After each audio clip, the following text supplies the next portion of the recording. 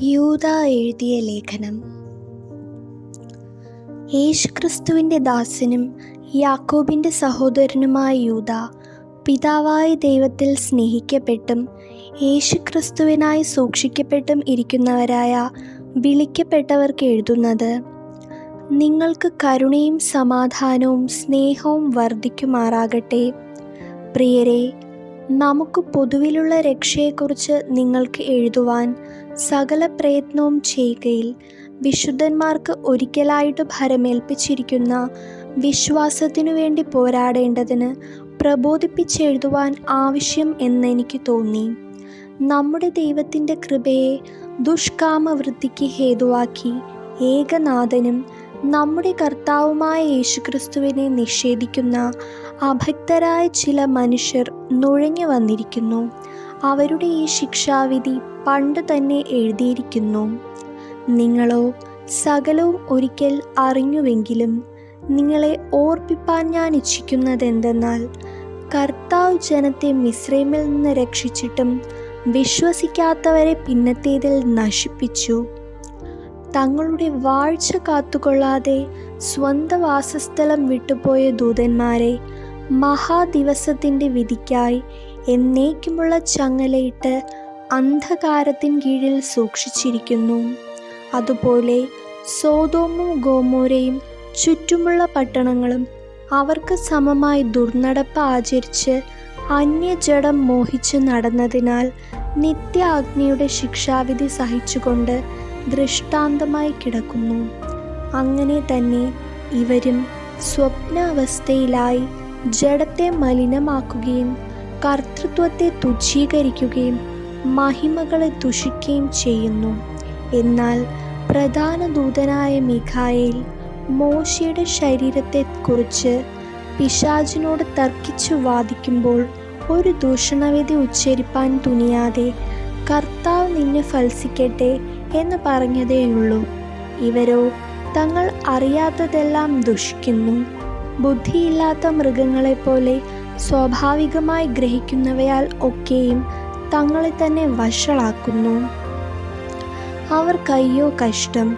അവർ കയ്യിൻ്റെ വഴിയിൽ നടക്കുകയും കൂലി കൊതിച്ച് ബിലയാമിൻ്റെ വഞ്ചനയിൽ തങ്ങളെ തന്നെ ഏൽപ്പിക്കുകയും കോരഹിൻ്റെ മത്സരത്തിൽ നശിച്ചു പോകുകയും ചെയ്യുന്നു. ഇവർ നിങ്ങളുടെ സ്നേഹസദ്യകളിൽ മറഞ്ഞുകിടക്കുന്ന പാറകൾ, നിങ്ങളോടുകൂടെ വിരുന്ന് കഴിഞ്ഞ് ഭയം കൂടാതെ നിങ്ങളെ തന്നെ തീറ്റുന്നവർ, കാറ്റുകൊണ്ട് ഓടുന്ന വെള്ളമില്ലാത്ത മേഘങ്ങൾ, ഇല കൊഴിഞ്ഞും ഫലമില്ലാതെയും രണ്ടൊരു ചത്തും വേരറ്റും പോയ വൃക്ഷങ്ങൾ, തങ്ങളുടെ നാണക്കേട് നുരച്ചു തള്ളുന്ന കൊടിയ കടൽ തിരകൾ, സദാകാലത്തേക്കും അന്ധതമസ സൂക്ഷിച്ചു വച്ചിരിക്കുന്ന വക്രഗതിയുള്ള നക്ഷത്രങ്ങൾ തന്നെ.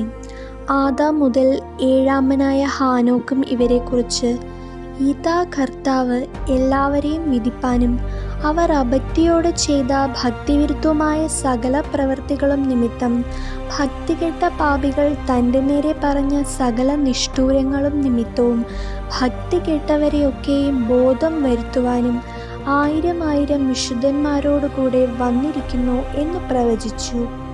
അവർ പിറുപിറുപ്പുകാരും തങ്ങളുടെ ഗതിയെക്കുറിച്ച് ആവലാതി പറയുന്നവരുമായി സ്വന്തം മോഹങ്ങളെ അനുസരിച്ച് നടക്കുന്നു. അവരുടെ വായ് വമ്പ് പറയുന്നു. കാര്യസാധ്യത്തിനായി അവർ മുഖസ്തുതി പ്രയോഗിക്കുന്നു. നിങ്ങളോ പ്രിയരെ, നമ്മുടെ കർത്താവായ യേശുക്രിസ്തുവിൻ്റെ അപ്പോസ്തലന്മാർ മുൻ പറഞ്ഞ വാക്കുകളെ ഓർപ്പിൻ.